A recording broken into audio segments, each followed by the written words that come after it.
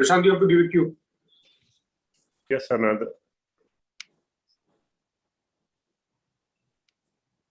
So we are live on all platforms. नमस्कार साथियों, Akhil Bharatiya Congress committee की इस विशेष पत्रकार वार्ता में आप सबका बहुत बहुत स्वागत है। मैं आपके बीच हूं लेकर भारत मां की दर्द भरी दास्तान। 7 साल से दिए हैं अनगिनत घाव जो अब पककर नासूर बन गए हैं। मोदी सरकार के 7 वर्ष पूरे हो गए। 7 सालों से चौपट सरकार, 7 सालों से बेरोजगारी अपरंपार, 7 सालों से कमर तोड़ महंगाई की मार, 7 सालों से लगातार गरीब की जिंदगी पर वार, 7 सालों से धरती पुत्र किसान पर सत्ता का प्रहार, 7 सालों में अर्थव्यवस्था का कर दिया बंटाधार और 7 सालों बाद सीमा पर अभी भी बाकी है प्रतीकार। इसीलिए मोदी सरकार 7 साल पूरा होने पर हम कहेंगे कि मोदी सरकार देश के लिए हानिकारक है। साथियों, 7 सालों में हमने क्या खोया, क्या पाया? हमने खोई लोकतंत्र की गरिमाएं, संवैधानिक संस्थाएं, शासन की मर्यादाएं, प्रधानमंत्री की संवेदनाएं और दर्द बांटने व वचन निभाने की मान्यताएं। हमने खोई इंसानियत और मानवता, हमने खोई अपनी आत्मनिर्भरता, हमने खोया वैश्विक मान और बेरहम शासक ने खोया जनता का विश्वास और सम्मान। पर फिर भी वो कहते हैं केवल मैं ही महान। 7 साल में हमने वो सब खोया जो सबसे न्यारा है। हमने खोए बहुत ही प्यारे दिल के टुकड़े, लाखों अपने। हमने खोए युवाओं के सपने। हमने खोया करोड़ों रोजगारों का आगाज। हमने खोया करोड़ों किसानों की दुगनी आय का ख्वाब। हमने खोया गरीबी से उबर अच्छे दिन के सपनों का आकार और हमने खोए महिलाओं और दलितों के अधिकार। पर 7 साल में क्या पाया? सिर्फ नफरत और बंटवारे का साया, सिर्फ झूठी नोटबंदी और जीएसटी की माया, सिर्फ फरेब और जुमलों की छाया और रक्षक की ही भक्षक बनी काया। पर क्या गंगा मैया में बहती हजारों लाशें, उन्नाव, प्रयागराज और कानपुर में मिट्टी के तले दबी सांसें, सरयू तट पर उतारी जा रही लाल चुन्नियां, शमशान घाट की नई चुनी ऊंची ऊंची दीवारों के पीछे दहकती आग की चिमनियां, क्या यह सब मेरी भारत मां की संस्कृति और संस्कार हो सकते हैं? नहीं, कभी नहीं। क्योंकि जब अंतिम संस्कार का अधिकार ही छीन ले सरकार, जब महामारी में अंतिम यात्रा और रीति रिवाज की भी नेहो दरकार, जब ये अंतर करना साथियों मुश्किल हो जाए कि कोरोना महामारी की मार बुरी या मोदी सरकार की दुत्कार बुरी, तो जान लें कि 73 सालों में ये दुखों का पहाड़ और अपने बच्चों की दुर्दशा का भयावह मंजर भारत मां ने पहले कभी नहीं देखा। इसीलिए हमने कहा 7 साल पूरे होने पर मोदी सरकार देश के लिए हानिकारक है। आइए सुनिए भारत मां की जुबानी एक निरंकुश पूंजी पोषक की कहानी। और उसके बाद में फिर मेरे रिमार्क्स कंक्लूड करूंगा। भारत मां की जबानी का वीडियो प्ले किया जाए।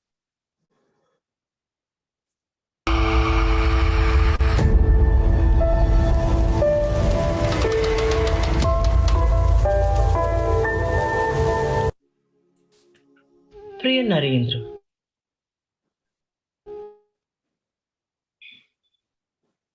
आज मौका तो है तुम्हें 7 साल के शासन के लिए बधाई देने का, लेकिन मैं तय नहीं कर पा रही हूँ कि तुम्हें क्या कहकर बधाई दूं। एक तरफ तुम्हारे भक्त तुम्हारी तथाकथित कामयाबी का ढिंढोरा पीटने के लिए हर दर हर दीवार पर दस्तक दे रहे हैं, तो दूसरी तरफ मैं अपने दामन में दफन हो रही जिंदा सांसों की तड़पन को देख रही हूँ। मैं देख रही हूँ पंचतत्व में विलीन होते अपने उन बच्चों को जिन्हें काल के क्रूर हाथों ने मेरे आंचल से जुदा नहीं किया है। उन्हें मुझसे किसने जुदा किया है, ये बात तुम्हें अलग से बताने की कतई जरूरत नहीं है। इस वक्त मुझे याद आ रहा है तुम्हारा वो बेशर्म बयान जिसके जरिए तुमने उत्तर प्रदेश के चुनावी शतरंज में अपना दांव खेला था। गांव में अगर स्मशान बनता है तो गांव में स्मशान भी बनना चाहिए। नरेंद्र, तुमने तो यूपी में चुनावी बाजी जीतने के लिए मेरे दामन में कब्रिस्तान और शमशान का दाग लगाया था, लेकिन लगता है कि क्रूर कोरोना ने इससे ही तुम्हारे मन की बात समझ लिया। जरा देखो तो, उसने वाकई मेरे हर गांव, हर गली, हर मोहल्ले को शमशान और कब्रिस्तान में तब्दील करके रख दिया। नरेंद्र, इसीलिए कहा जाता है कि कभी भी भूल कर अशुभ बात नहीं बोलनी चाहिए। नरेंद्र, तुम तो मेरी सेवा करने का वादा कर सत्ता में आए थे, लेकिन कभी फुर्सत में सोचना तुमने मेरी और मेरे बच्चों की क्या सेवा की है। कोरोना की पहली लहर में जब मेरे बच्चे सड़कों पर भूखे प्यासे एड़ियां रगड़ रहे थे, तुम ताली थाली का मेगा शो कर रहे थे। नोटबंदी के समय कड़कड़ाती धूप में मेरे बच्चे लाइनों में मर रहे थे, तब तुम तालियां बजवाकर कह रहे थे घर में शादी है पैसा नहीं, घर में बीमार है दवा नहीं। घर में शादी है पैसे नहीं है, मां बीमार है, 1000 के नोटों का थप्पा है, लेकिन मुश्किल है। मेरे बच्चों के शहर स्मार्ट सिटी तो नहीं बने, हाँ शमशान और कब्रिस्तान से गूंजती चीखों और जलती लाशों का तुमने असहाय कारवां जरूर बना दिया। मेरे नौजवान बेटे व बेटियां मुझे सबसे प्यारे लगते हैं, क्योंकि वो गुणी हैं, उनमें हुनर है, वो शिक्षित हैं और काबिल हैं। उन्हें जब तुमने 2 करोड़ रोजगार देने का वादा किया, मेरे जैसी हर मां ने तुम्हें आशीष दी, तो यह है कि तुम उसके बिल्कुल विपरीत निकले। 7 साल में 14 करोड़ रोजगार देना तो दूर, तुमने तो उनसे उनकी रोजी रोटी और भविष्य भी छीन लिया। 73 साल में बेरोजगारी सबसे ऊंचे पायदान पर है और डबल डिजिट का आंकड़ा पार करके 11.5% के आसपास हो गई है। देश में नक्सलवाद और उग्रवाद ने सभी सीमाएं पार कर दी हैं।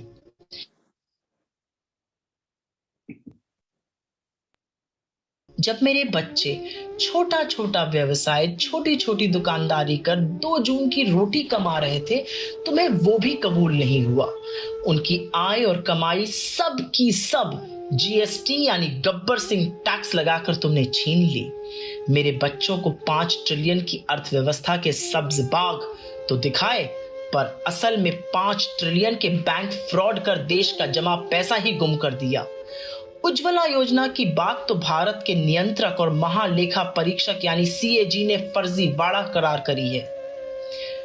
मेरे धरती पुत्र, मेरे सबसे प्रिय, अपने घर, खेत, खलिहान, अपनी दहलीज छोड़कर तुम्हारे काले कानून के खिलाफ 6 महीने से दिल्ली की सीमा पर तुम्हारे ही आलीशान बंगले से कुछ ही दूरी पर बैठा हुआ है, पर तुम्हारे पास तो उनसे मिलने की फुर्सत तक नहीं है।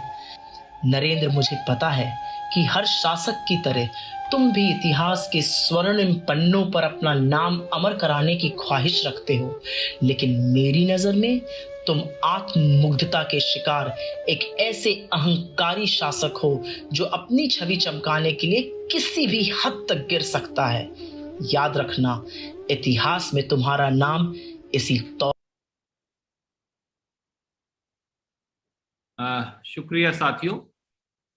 आज 7 साल हो गए देश को एक नाकाम, नाकारा और नासमझ सरकार का बोझ ढोते हुए मेरा देश भुगत रहा है।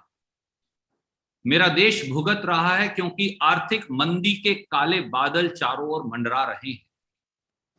जीडीपी की दर -8% हो गई और प्रति व्यक्ति आय में दुनिया में पहली बार 73 साल में पहली बार भारत अब बांग्लादेश के भी पीछे चला गया। मेरा देश भुगत रहा है क्योंकि 7 साल में बेरोजगारी डबल डिजिट का आंकड़ा पार कर 11.3% हो गई। पिछले एक साल में 12 करोड़ 20 लाख लोगों की रोजी रोटी चली गई। अकेले अप्रैल 2021 में 74 लाख लोगों ने रोजगार खो दिया। मेरा देश भुगत रहा है क्योंकि महामारी, महंगाई और मोदी सरकार तीनों ही देशवासियों के दुश्मन बने बैठे। कई प्रांतों में पेट्रोल 100 रुपया और सरसों का तेल 200 रुपया पार कर चुका है। रसोई गैस का सिलेंडर भी 800 पार पहुंच गया। खाना पकाने के तेलों की कीमतों में लगी आग ने हर गृहिणी के बजट को तहस नहस कर दिया। मेरा देश भुगत रहा है क्योंकि मोदी सरकार धरती पुत्र किसानों की अगली फसल और नस्ल दोनों छीनकर अपने चंद पूंजीपति मित्रों की थाली में डालना चाहती है। कभी उन पर लाठी डंडे बरसवाती है तो कभी उनकी राहों में कील कांटे बिछाती है। 3 काले कानूनों के माध्यम से किसानों की रोजी रोटी छीन लेना चाहती है। 7 साल से मेरा देश भुगत रहा है क्योंकि मोदी सरकार ने गरीबी पर नहीं, गरीबों पर वार किया है। 7 साल में 23 करोड़ भारतीय गरीबी रेखा के नीचे चले गए और लगभग 3.25 करोड़ भारतीय मध्यम वर्ग की श्रेणी से ही बाहर हो गए। 7 साल में मेरा देश भुगत रहा है क्योंकि कोरोना महामारी के बीच लाखों जिंदगियां सिसक सिसक कर दम तोड़ रही हैं। शमशान और कब्रिस्तान अटे पड़े हैं। ना ऑक्सीजन है, ना जीवन रक्षक दवाएं, ना वेंटिलेटर है, ना आईसीयू, ना वैक्सीनेशन, और मोदी सरकार पूरी तरह से गुमशुदा है।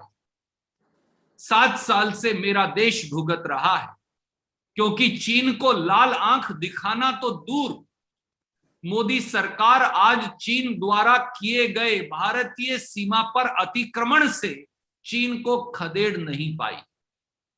यह 73 साल में देश की सबसे कमजोर सरकार साबित हुई है। साफ है साथियों कि देश 7 सालों की मोदी सरकार की निर्मित बदहाली को भुगत रहा है। अब जवाब मांगने और हिसाब करने का समय आ गया है। कोई भी प्रश्न आप पूछना चाहें तो स्वागत है। जी, अपने प्रश्न इंगित करिए।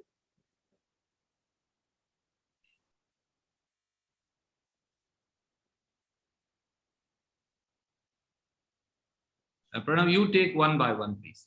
जी, I'm waiting for a request from a friend, sir. Sir, English में बात।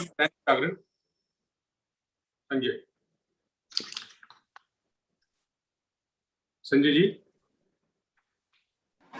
जी, आवाज आ रही है मेरी? जी हाँ।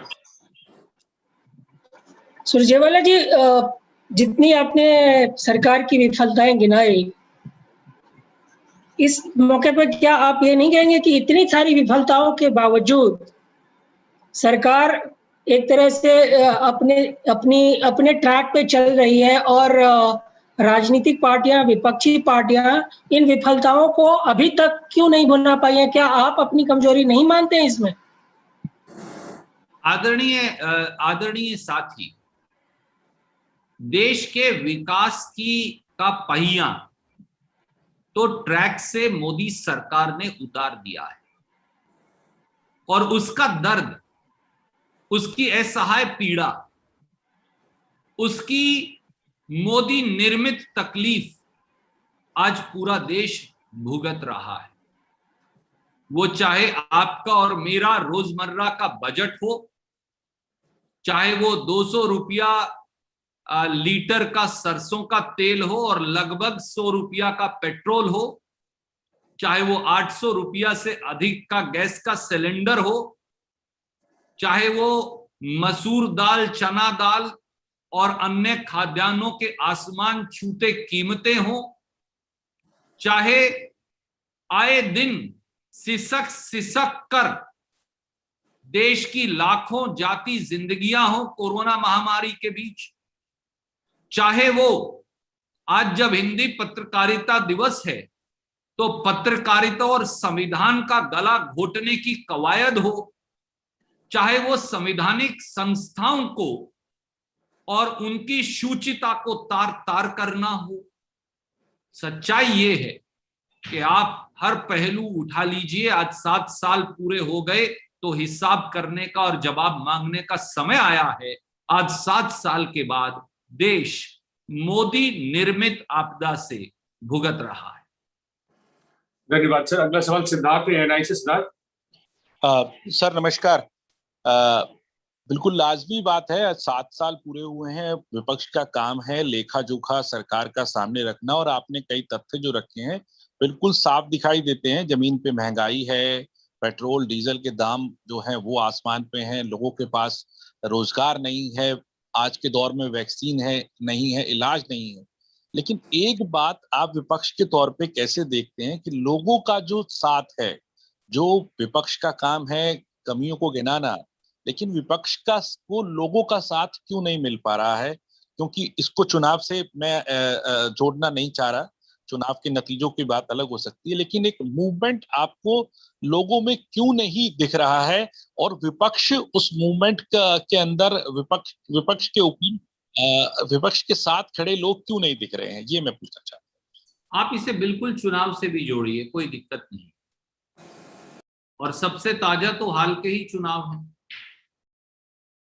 आपने देखा कि जहां जहां संसदीय चुनाव हो रहे हैं भारतीय जनता पार्टी हारती जा रही है। इस बार भी नतीजे यही निकले। विधानसभा में भी कांग्रेस पार्टी को कई जगह हमें भी शिकस्त का सामना करना पड़ा, पर आप देश के एक कोने से दूसरे कोने तक शुरू कर लीजिए। केरल के अंदर भारतीय जनता पार्टी का सुपड़ा साफ हो गया। तमिलनाडु के चुनाव में भारतीय जनता पार्टी और उनके अलाइज का सुपड़ा साफ हो गया। पुडुचेरी के चुनाव में उनके अलाइज जरूर जीते जो कांग्रेस पार्टी से अपहरण कर लेकर गए हुए व्यक्ति हैं। पश्चिम बंगाल के चुनाव में जिस पर प्रधानमंत्री ने अपनी प्रतिष्ठा, अपना व्यक्तित्व और पूरी पार्टी ने अपना सारा दारमदार लगा रखा था, हम हारे, हमें इस बात की पीड़ा है, परंतु भारतीय जनता पार्टी ने भी शिकस्त हासिल की। असम का चुनाव वो जीते हैं, उसके लिए मैंने कई बार ये कहा है कि उनको शुभकामनाएं। और लोकसभा के जो उपचुनाव हुए, विधानसभा के जो उपचुनाव हुए, उसमें भाजपा की क्या स्थिति हुई ये आपके सामने है। इसलिए आदरणीय साथी, अगर आपका इशारा चुनाव की तरफ है तो फिर चुनाव में इन राज्यों में क्या हुआ ये भी देश के सामने है। ये हो सकता है कि कहीं एक पार्टी को स्वीकारा जाए, कहीं दूसरी को स्वीकार लिया जाए, परंतु देश की जनता भारतीय जनता पार्टी को नकार रही है। और जिस प्रकार की भाजपा निर्मित त्रासदी हमने कोरोना महामारी में देखी, जिस प्रकार से एक सोती हुई सरकार ने, एक गुमशुदा सरकार ने देश के लाखों लाखों लोगों को, हमारे प्रियजनों को मरने के लिए छोड़ दिया अपने सूरते हाल पर, यह शायद ऐसा इस देश में 73 वर्ष में ना कभी हुआ और ना कभी अगली सदियों तक होने वाला है। क्या कोई शासक जिम्मेवारी से पीठ दिखाकर भाग सकता है? आप इवेंट जीवी हो सकते हैं, आप स्वप्न जीवी हो सकते हैं, आप जुमला जीवी हो सकते हैं, पर आप सेवाजीवी, कर्तव्यजीवी कभी नहीं बन पाए, और यही इन 7 सालों की हकीकत है। धन्यवाद। Thank you, sir. Samya from Times Now. Samya. Sir, I just request you to kindly repeat the 7 years of the Prime Minister briefly in English, that we can take it up as well. Samya ji, we will be sending you a detailed English press release. Okay. But this is a story of unprecedented devastation, abdication of responsibility, and abandonment of India's people by a government that was showered with all the love and affection. It is a betrayal of faith of people of India. It is betraying the trust and the innate faith they reposed in Prime Minister Shri Narendra Modi. This is a deception of the worst kind, heaped upon 140 crore Indians by a government they elected based on innumerable promises. After 7 years, time has come to do stock taking. Time has come to ask, भुगत रहा है देश, और मोदी सरकार भाजपा के लिए मोदी सरकार देश के लिए हानिकारक क्यों है? Time has come to ask, why is India in such a deep economic recession with GDP at -8%? Why has India's per capita income now trailing behind a country like Bangladesh, which we carved out in ourselves? Time has come to ask, why has inflation gone into double digits of over 11.3%? Time has come to ask, why have 12.20 crore people lost their livelihoods and jobs over last 1 year? Yet an incompetent government merely remained a mute spectator. Time has come to ask, why have 74 lakh people lost their livelihood and jobs only in April 2021? Time has come to ask, why did our government abandon our people in the middle of the COVID-19 pandemic? Time has come to ask, why were 11 lakh remdesivir injection exported by our government as our own people were dying? Time has come to ask, why was our government exporting 9,000 tons of oxygen as people of India were gasping for breath and oxygen? Time has come to ask, why are insurmountably large, almost 70-80% ventilators supplied from PM Care Fund have turned out to be fake? Time has come to ask, why did Modi government not order vaccination in time? Time has also come to ask, why is Modi government attacking the poor instead of attacking the poverty? Time has come to ask, why is petrol crossing 100 rupees a liter in many parts of the country and mustard oil crossing 200 rupees per liter in many parts of the country?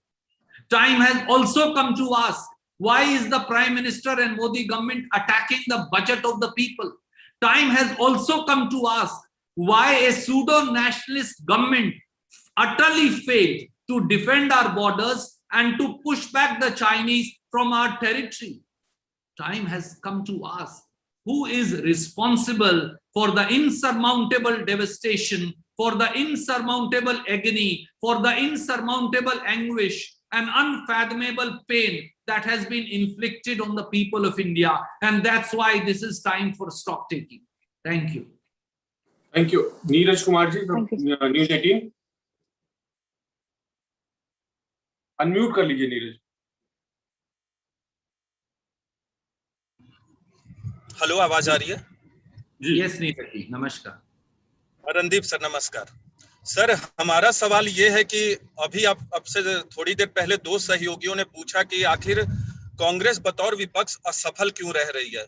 आपने गिनाया भी कि कैसे सुपड़ा साफ हो गया Bharatiya Janata party का हाल के चुनाव में, लेकिन कहीं ना कहीं लगता है कि कांग्रेस विपक्ष के तौर पे तो ठीक है कि आप बीजेपी या दूसरी सत्ताधारियों पार्टियों के खिलाफ हमला करेंगे, लेकिन कांग्रेस खुद पे फोकस से ज्यादा, जहां तक बात स्ट्रेटेजी की होती है, चुनावी स्ट्रेटेजी की भी बात करें या पॉलिसी मेकिंग स्ट्रेटेजी की भी बात करें, तो कांग्रेस खुद से ज्यादा सरकार पे फोकस करने लगती है।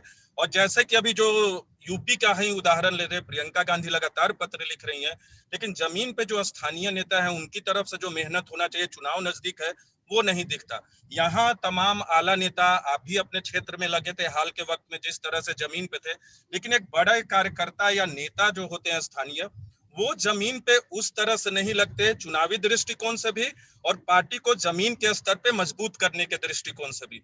तो इसको आप लोग एड्रेस क्यों नहीं कर पा रहे? आदरणीय मित्र, मैं आपकी और हमारे अलाइस की भावना से अपने आप को जोड़ता हूं, और वो आपने उत्तर प्रदेश का उदाहरण दिया तो उत्तर प्रदेश से ही शुरू करूंगा। ये कांग्रेस पार्टी, श्रीमती प्रियंका गांधी वड्रा और हमारी कांग्रेस पार्टी के कार्यकर्ता थे, जिन्होंने जब हमारे लाखों लाखों मजदूर जो उत्तर प्रदेश, बिहार और उड़ीसा और बंगाल के हमारे भाई बहन जो तपती गर्मी में नंगे पांव बच्चे को कोख में लिए जिंदगी के अगले दिन की रोटी कहां से आएगी ये नहीं जानते पैदल चले जा रहे थे, तो हजारों हजारों बसों का इंतजाम कांग्रेस पार्टी ने किया था। पूरे देश में विपक्ष में होते हुए भी 2-3 प्रांतों को मैं अगर छोड़ दूं, तो जहां जहां हम विपक्ष में थे, करोड़ों रुपया हमारे प्रवासी मजदूरों के घर लौटने का कांग्रेस पार्टी ने जमा करवाया था। और जहां हमारी सरकारें हैं, पंजाब, राजस्थान, छत्तीसगढ़ में हमारी सरकारों ने मुफ्त उनके वापस लौटने का मोदी सरकार के संचालित रेलवे को पैसा देकर इंतजाम करवाया। आज भी जब आपदा का अवसर है, तो कांग्रेस पार्टी तो पूरे देश में सेवा में लगी है, और भारतीय जनता पार्टी वैक्सीन के बदले में पैसा बटोरने और वसूली में लगी है, जैसा हमने कल देखा। क्या कारण है? क्या कारण है कि कर्नाटका में भाजपा के एक विधायक, जो भारतीय जनता पार्टी के सबसे बड़े राष्ट्रीय पदाधिकारी और मोदी जी के चहेते के चाचा हैं, वो बीबीएमपी का वैक्सीन प्राइवेट अस्पताल में भिजवाकर 500 रुपये वसूलने का वीडियो आपके चैनल्स ने दिखाया। क्या कारण है कि फर्जी इंजेक्शन बेचते लोग जो पकड़े गए, उनके तार सीधे भाजपा से जुड़े हैं और मोदी जी उनकी तारीफ में उन्हें मुबारकबाद के कसीदे पढ़ते नजर आए? तो एक तरफ भाजपा है और एक तरफ कांग्रेस है। हमारे भी युवा कांग्रेस के अध्यक्ष कर्नाटक से आते हैं, पर उन्होंने जो काम किया उसकी तारीफ आप सबने और पूरे देश ने की, और युवा कांग्रेस ने जो काम किया, हम में और भाजपा में यही अंतर है। और राजनीतिक इच्छा, हमारे अंदर ना राजनीतिक इच्छा शक्ति की कमी है, ना संकल्पबद्धता की, ना कर्तव्य परायणता की। अगर हमें और मेहनत करने का देश आदेश देगा, जैसा आदेश दे रहा है आपके शब्दों के माध्यम से, तो उस भावना के आगे नतमस्तक होकर आज आपके माध्यम से मैं देशवासियों को कहूंगा, एक कांग्रेस के अदने कार्यकर्ता के तौर पर, कि कांग्रेस और ज्यादा मेहनत करेगी। कांग्रेस अपनी भूल सुधार लोगों से और ज्यादा जोर से जुड़ेगी। हम सब कुछ छोड़कर और ज्यादा सेवा करेंगे। हम देश को नई रास्ता और नई डगर दिखाएंगे, जैसा डॉक्टर मनमोहन सिंह, राहुल गांधी जी, सोनिया गांधी जी के पत्रों में हमने देखा। हम महामारी में सरकार को सकारात्मक और आलोचनात्मक दोनों सहयोग और सुझाव देंगे, और हम इस देश को सबसे पहले रख देशवासियों की सेवा करेंगे। ये मेरा विश्वास भी है और कांग्रेस का वचन भी। धन्यवाद सर। प्रीति जी सारा से, राष्ट्रीय सारा से प्रीति। सर नमस्कार। पहले तो सर जो रिपोर्ट आपने दी 7 साल की, इसके लिए एक आम नागरिक देश की होने के नाते मैं ये मानती हूँ कि जो चीजें आपने गिनाई, यकीनन देश का नागरिक अगर उसको आकलन करे तो वो मानेगा कि ये सभी क्षेत्र ऐसे हैं जिसमें आम जनता को पिछले 7 सालों में न सिर्फ जूझना पड़ा है, झेलना पड़ा है और आज भी वो मशक्कत करने के लिए बाधित है। लेकिन बावजूद इसके मेरा सवाल मेरे दोस्तों से जुड़ा हुआ ही है। एक लोकतंत्र की खूबी यही होती है कि अगर विपक्ष मजबूत हो तो सत्ता में आसीन कोई भी पार्टी अपनी मनमानी नहीं कर सकती। आपके नोट्स में शुरुआत में जब आपने बीजेपी की सरकार को निरंकुश सरकार कहा और अब तक की सबसे विफल सरकार कहा, तो सवाल विपक्ष पर भी खड़ा उठना लाजमी हो जाता है कि अगर सरकार मनमानी कर रही थी तो कमी हम में कहां है कि हम उन्हें रोक नहीं पाए। पहला सवाल ये। लेकिन जैसा कि आपने पहले ही आश्वासन दिया है कि कांग्रेस पार्टी काम करती रहेगी, मैं ये समझना चाहती हूं कि अब तक जो मनमानियां हुई हैं या अब तक जिन चीजों की वजह से इस पिछले 7 सालों में बीजेपी पार्टी ने देश को बिल्कुल पीछे ला करके खड़ा कर दिया है, चाहे इकोनॉमिक मुद्दों की बात करें, बेरोजगारी की बात करें या फिर दूसरे फ्रंट से, उसको सुधार के लिए आप कैसे लेकर के आएंगे और लगातार जो आपकी पार्टियों को लेकर के उनकी तरफ से सवाल खड़े होते रहे हैं उसे काउंटर कैसे करेंगे? क्योंकि जैसे ही आप कोई सवाल खड़े करना शुरू करते हैं वो आपकी पार्टी के शीर्ष को लेकर के ही सवाल खड़े करके शायद जनता को गुमराह कर देते हैं। ये समझना चाहूंगी। शुक्रिया प्रीति। सबसे पहले मैं ये कहूंगा, प्रजातंत्र में विपक्ष बहुत महत्वपूर्ण है, पर प्रजातंत्र में संविधान, संवैधानिक संस्थाएं, प्रजातंत्र की मर्यादाएं, संविधान की परिपाटियां, कानून का शासन और कहने, सुनने, बोलने, सोचने, इन सब की आजादी, ये भी उतना ही महत्वपूर्ण है। आप ये देखेंगे कि मोदी सरकार ने 7 साल में एक सुनियोजित षड्यंत्र से संवैधानिक संस्थाओं को पंगु बनाने में कोई कसर नहीं छोड़ी। उन्होंने न्यायपालिका पर आक्रमण किया, उन्होंने चुनाव आयोग पर अतिक्रमण किया, उन्होंने संसद को पंगु बनाने का षड्यंत्र किया, उन्होंने पत्रकारों से लेकर आम जनमानस की आवाज दबाने की साजिश की, उन्होंने विपक्ष को कुचलने का कुत्सित प्रयास किया। पर वो एक पुरानी कहावत है ना कि कुछ बात है कि हस्ती मिटती नहीं हमारी, सदियों रहा है दुश्मन दौरे जमा हमारा। कांग्रेस पार्टी ने अंग्रेज से लोहा लिया, कांग्रेस पार्टी ने गरीबी से लोहा लिया, कांग्रेस पार्टी ने सामाजिक कुरीतियों से लोहा लिया, कांग्रेस पार्टी ने जात पात और धर्म के विभाजन से लोहा लिया, कांग्रेस पार्टी ने देश को विकास से विनाश की तरफ ले जाने वाली ताकतों के सदैव दांत खट्टे किए। और आज मैं फिर ये कहता हूं, जब मोदी सरकार के 7 साल पूरे हुए हैं और पूरा देश भुगत रहा है, मेरा देश भुगत रहा है, आपका देश भुगत रहा है, हमारा देश भुगत रहा है, कि ये देश मिलकर और कांग्रेस पार्टी सबसे आगे चलेगी, हम उन सारी ताकतों के दांत खट्टे कर देंगे जो विनाशकारी ताकतें हैं, विभाजनकारी ताकतें हैं, विघटनकारी ताकतें हैं, और जो दुर्भाग्य से सब्ज बाग दिखा, झूठे सब्ज बाग दिखा, सत्तासीन हो गई है। धन्यवाद। धन्यवाद सर। मोहित दुबे, न्यूज नेशन से। नमस्कार मोहित। मोहित, हेलो। हाँ जी, आवाज आ रही है आपकी, पूछे। हाँ सर, नमस्कार, मैं मोहित दुबे बोल रहा हूँ। नमस्कार। मेरा सवाल ये है कि भारतीय जनता पार्टी ने आपके प्रेस कॉन्फ्रेंस को लेकर सवाल खड़े किए हैं। भारतीय जनता पार्टी ने कहा है कि 7 साल में मोदी सरकार ने शानदार काम किया है, और कांग्रेस प्रेस कॉन्फ्रेंस इसलिए कर रही है क्योंकि उसने 70 सालों में कोई काम नहीं किया है, और कांग्रेस की जो स्थिति अभी है वो उसके कार्यों का नतीजा है। भारतीय जनता पार्टी के इस प्रतिक्रिया का क्या जवाब देंगे आप? आदरणीय मित्र, देश अब भाजपा के जुमलों से थक चुका है। अब स्वपन जीवी, इवेंट जीवी की मन की बात नहीं, देश के काम की बात की आवश्यकता है। मैंने आपको ठोस आंकड़े दिए 7 महत्वपूर्ण पायदानों पर। जब हमने सरकार छोड़ी, मैं फिर याद दिलाऊंगा, तो 8% औसतन जीडीपी की ग्रोथ दर, बढ़ोतरी की दर थी। लोगों की जेब में पैसा था, गांव के मजदूर से लेकर शहर के गरीब तक। मध्यम वर्ग भी तरक्की कर रहा था, अमीर भी तरक्की कर रहा था, उद्योगपति भी तरक्की कर रहा था, फैक्ट्री का मालिक भी तरक्की कर रहा था और फैक्ट्री का मजदूर भी तरक्की कर रहा था, किसान और साधारण व्यक्ति भी तरक्की कर रहा था। 8% की पॉजिटिव ग्रोथ दर से आप देश को 7 साल में -8% पर ले आए हो, यानी 16% की गिरावट, और आप कह रहे हो सब चंगासी। बांग्लादेश, जो इस देश ने स्वर्गीय श्रीमती इंदिरा गांधी ने पाकिस्तान के 2 टुकड़े कर अपने हाथ से बनाया, वो देश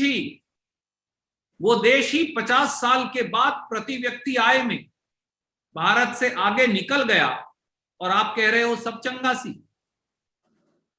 चीन ने आज भी भारत मां की सरजमी पर कब्जा कर रखा है, डेप्सांग प्लेन्स में, अरुणाचल के अंदर गांव बसा लिया, डोकलाम में चिकन्स नेक तक पक्की सड़कें बना ली।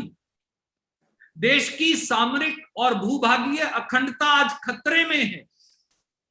दुश्मन हमारी सीमा के अंदर आकर बैठा है, और आप कह रहे हो कांग्रेस जिम्मेवार है।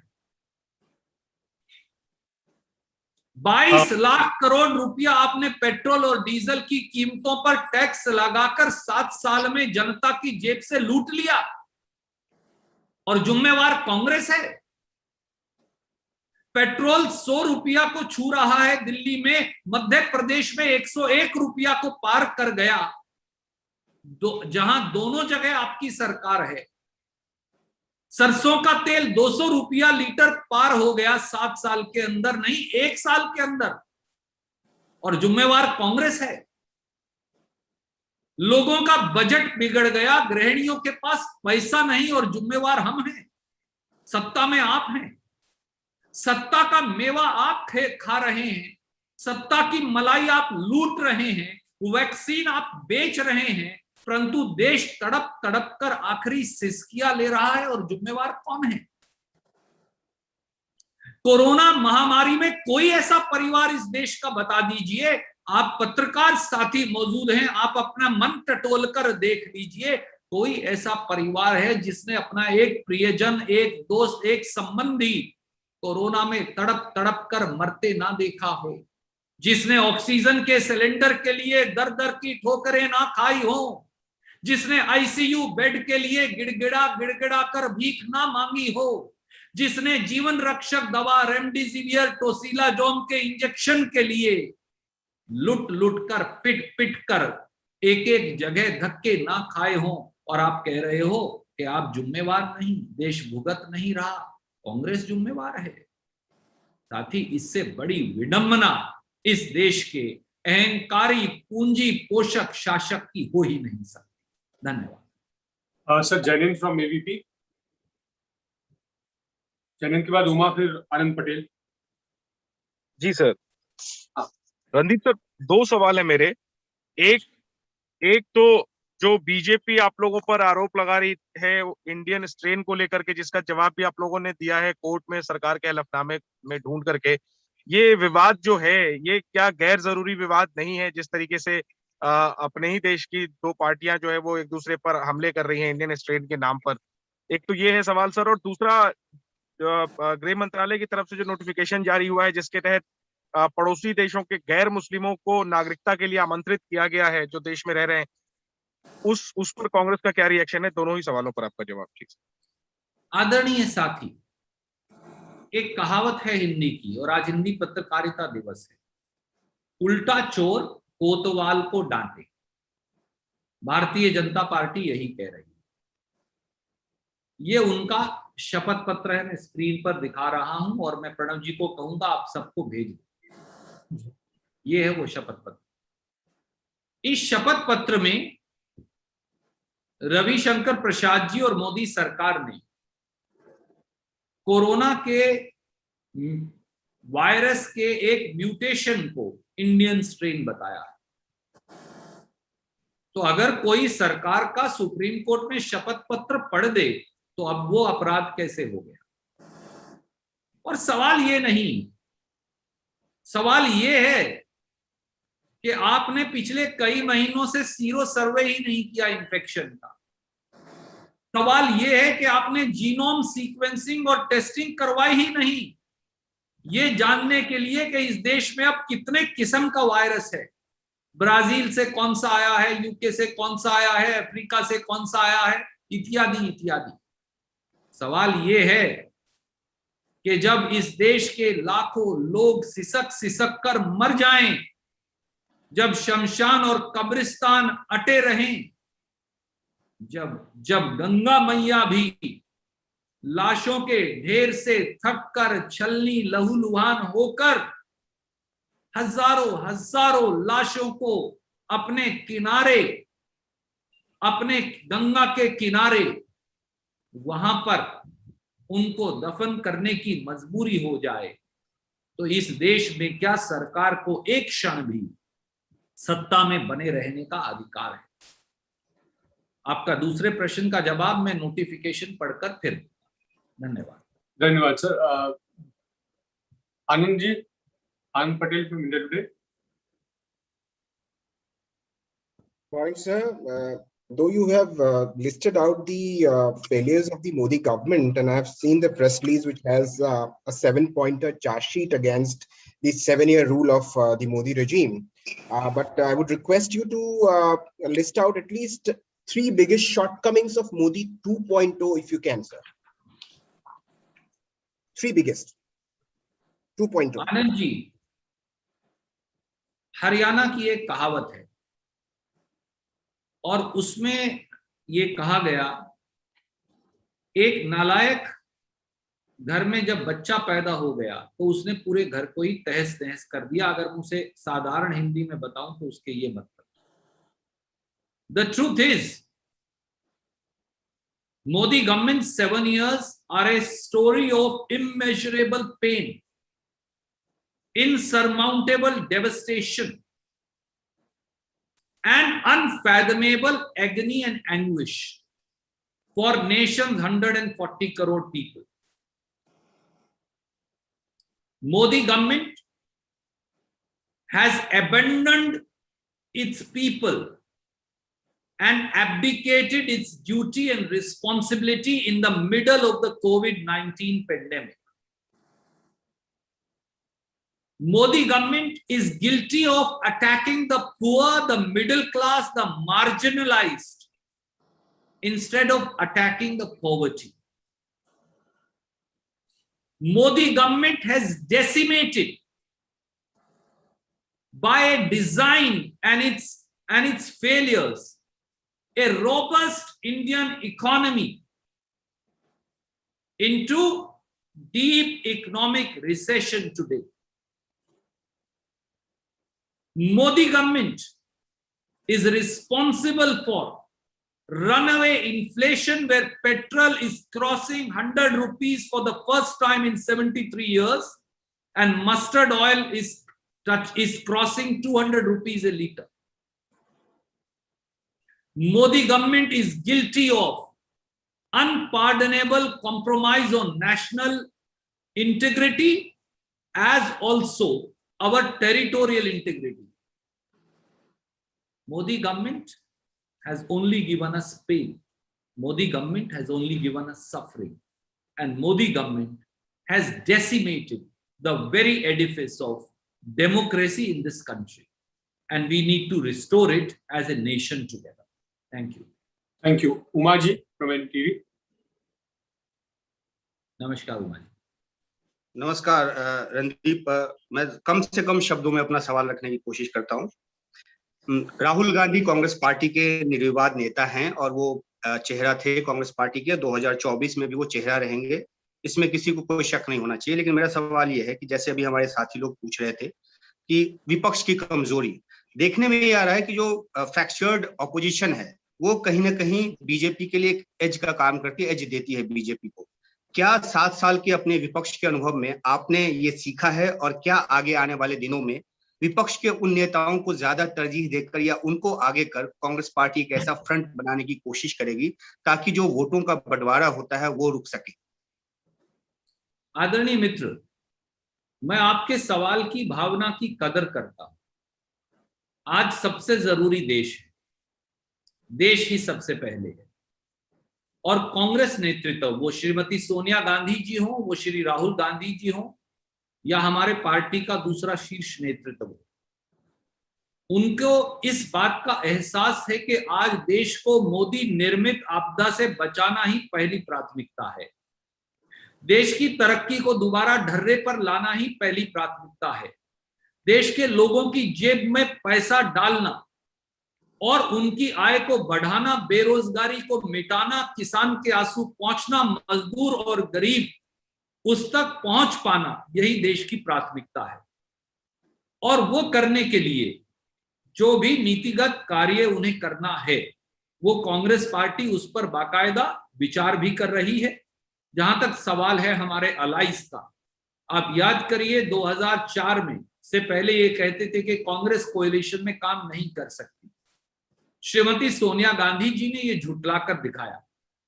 और आज भी देखिए, भारतीय जनता पार्टी का सबसे पुराना मित्र कौन था जिन्होंने एनडीए बनाया? वो थे दो लोग। पहली थी शिवसेना, आज वो कांग्रेस उनके साथ मिलकर महाराष्ट्र में जनसेवा के कार्य में लगी है। हम इसी प्रकार से जूनियर पार्टनर के तौर पर एक और प्रांत, जहां से हमारे साथी प्रणब जी भी आते हैं, झारखंड में भी काम कर रहे हैं। हम कई और प्रांतों में, तमिलनाडु एक और बहुत बड़ा प्रांत, हम एक जूनियर पार्टनर के तौर पर वहां डीएमके के साथ काम कर रहे हैं। हमने बंगाल में एक और प्रयास किया, उसमें हम कामयाब नहीं हुए, पर हमने एक कोएलिशन पार्टनर चुना। तो इसलिए कांग्रेस पार्टी वक्त की नजाकत को समझते हुए, परंतु हमारे लिए अपना अस्तित्व, कांग्रेस सबसे पहले है, क्योंकि कांग्रेस इस देश की आत्मा में है, कांग्रेस विचारधारा है, कांग्रेस सोच है, कांग्रेस नीति है। और सभी पार्टियां कहीं ना कहीं कांग्रेस की विचारधारा और सोच से निकली हैं। तो इसलिए कांग्रेस की उस सोच को आगे ले जाने और सुदृढ़ करने के लिए, जो भारत की आत्मा से जुड़ी है, हम हर संभव कार्य कर रहे हैं और करते रहेंगे। धन्यवाद। Thank you, sir. Two questions more, sir. Jyotirmay, very senior, waiting for a long time. Jyotirda, please come in. And after that, Sandeep Swarnkar, last question.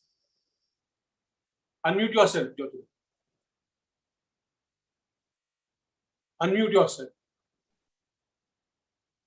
Yes. Go ahead. Ask your question. I'm sorry, अभी भी आवाज आपकी नहीं आ रही है. Can we take the next question and then yes, we'll come? Sandeep, please come in. Sandeep Swarnkar from Vartman. हाँ, नमस्कार संदीप जी। हाँ, मुझे ये समझ में नहीं आता है कि 7 साल हो गया ये बीजेपी गवर्नमेंट सेंटर में आ गया, फिर भी अभी तक ये कांग्रेस ने पिछले इतना साल ये नहीं किया, वो नहीं किया, क्यों ये गिनाते? लोगों ने आपको चुना है, आपको करना है, फिर भी ये लोग बोलते जा रहे हैं। तो मेरा क्वेश्चन 2 है, छोटा छोटा। एक, जो ये कोविड सिचुएशन थोड़ा सा नॉर्मलाइज होने के बाद, क्या ऑल ऑपोजिशन पार्टी, ये पिछले 7 साल में जो मोदी गवर्नमेंट का विफलता है, जो आप वर्चुअली बता रहे हैं, हम सुन भी रहे हैं, लिख भी रहे हैं, तो क्या ये ऑन स्ट्रीट पूरा ऑपोजिशन उतरेंगे? और दूसरा है कि सफलता हो या विफलता हो, ये गणतांत्रिक ढांचे में मोदी सरकार को अभी पार्लियामेंट स्पेशल सेशन बुला के डिस्कस करना नहीं चाहिए? आपने 3 बड़े महत्वपूर्ण पहलू उठाए। आदरणीय मित्र, अगर विपक्ष की जिम्मेवारी भारतीय राष्ट्रीय कांग्रेस नहीं निभाएगी, तो फिर आप ही सबसे पहले ये कहेंगे कि कांग्रेस अपनी जिम्मेवारी का निर्वहन नहीं कर रही। अगर सरकार 140 करोड़ देशवासियों को जख्म दे रही है, अगर वो जख्म जो अब पककर नासूर बन गए हैं, उनकी सजा अब मेरा देश भुगत रहा है, तो सरकार को सच का आईना दिखाना मेरा कर्तव्य भी है और मेरा धर्म भी, जैसा श्रीमद् भगवत गीता में कहा गया है। मैं आपको दूसरा आपका सवाल था संसदीय प्रणाली को लेकर। मोदी सरकार जानबूझकर देश की संसद को पंगु बनाने का कुत्सित प्रयास कर रही है, पर वो इस षड्यंत्र में कभी कामयाब नहीं होंगे, क्योंकि संसद इमारत का नाम नहीं, संसद सेंट्रल विस्टा का नाम नहीं, संसद महामारी के बीच 20,000 करोड़ रुपया खर्च कर प्रधानमंत्री के लिए दफ्तर और एक आलीशान महल बनाने का नाम नहीं, संसद केवल वहां बनी हुई इमारत जिसमें सांसद बैठते हैं उसका नाम नहीं, संसद संविधान का नाम है, और संविधान जड़ नहीं जीवंत वस्तु है।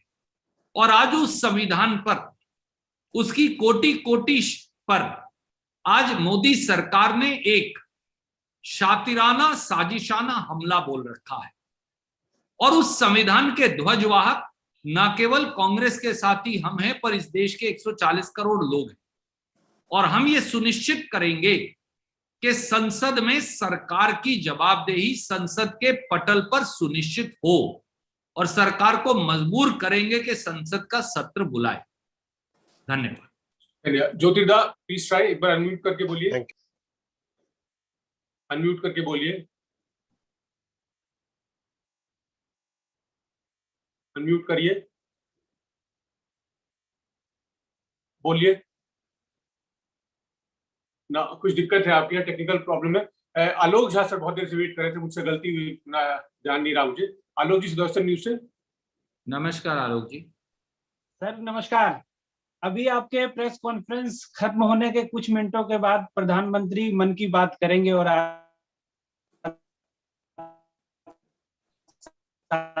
7 साल भी पूरे हुए हैं। कांग्रेस नेता नहीं, एक करते हैं प्रधानमंत्री किन किन मुद्दों पर आज मन। आदरणीय मित्र, आपका वॉइस लिंक टूट गया, पर मैं आपके सवाल का सार समझ गया, और अगर अनुमति दें तो मैं उसे जवाब दे देता हूं। आलोक म्यूट कर लेंगे, आपको म्यूट कर लीजिए। हाँ जी सर। देश को काम की बात की जरूरत है, मन की बात की नहीं। देश को स्वप्नजीवी शासक नहीं, देश को इवेंट जीवी राजा नहीं, देश को सेवा जीवी और कर्तव्य जीवी शासक की जरूरत है। दुर्भाग्य से वो हमारे आदरणीय प्रधानमंत्री नहीं हो सकते, क्योंकि वो इस परीक्षा में 0 नंबर लेकर फेल हो गए। इसलिए खुद का महिमा मंडन कितना भी करिए, जैसा भारत मां की जबानी कहा गया कि आपने जो अपराध किए हैं वो नाकाबिले माफी है, और प्रजातांत्रिक तरीके से देश की 140 करोड़ जनता उसका जवाब आपको अवश्य देगी। धन्यवाद। एक सवाल सर अभी, नीरज जी कह रहे हैं कि कुछ बहुत जरूरी पूछना है उनको। नीरज दोबारा पूछना चाहते हैं। हाँ सर, वो विपक्षी गठबंधन से जुड़ा ही सवाल है। आपने कहा कि कांग्रेस उसे लेकर हमेशा से बहुत रिसेप्टिव रही है और किया भी है। निकट भविष्य में 5 राज्यों के विधानसभा चुनाव है। 4 राज्यों में कांग्रेस पार्टी बहुत ही मजबूत है, चाहे पंजाब की बात करे या फिर उत्तराखंड की बात करे, गोवा की बात करे। यूपी में कमजोर है कांग्रेस। क्या समाजवादी पार्टी से फिर अलायंस हो सकता है? कांग्रेस सोच सकती है? आदरणीय मित्र, इसका जवाब पत्रकार वार्ता में नहीं दिया जा सकता। आप बहुत सुलझे पत्रकार हैं। इसका निर्णय कांग्रेस पार्टी का नेतृत्व, कांग्रेस कार्य समिति, हमारी प्रभारी महासचिव श्रीमती प्रियंका गांधी वड्रा करेंगी। और आप अगर उनके कार्यालय को लिखेंगे तो मुझे अवश्य विश्वास है कि वो आपको जवाब देंगे। परंतु जब भी इस बारे में पार्टी कोई निर्णय लेगी, मैं अवश्य आपको सूचित करूंगा। धन्यवाद। और आप सबका एक बार फिर बहुत बहुत शुक्रिया। मैं ईश्वर से प्रार्थना करूंगा कि आप सब सुरक्षित रहें, आपके परिवार और प्रियजन सब सुरक्षित रहें, और हिंदी पत्रकारिता दिवस की एक बार फिर शुभकामनाएं। ईश्वर से यह भी प्रार्थना करूंगा कि आपका कलम और कैमरा तेज धारदार तरीके से लोगों की समस्याएं ऐसे ही दिखाता रहे और लिखता रहे। नमस्कार, जय हिंद। आपको भी सर धन्यवाद। नमस्कार। नमस्कार। Thank you sir. Thank you.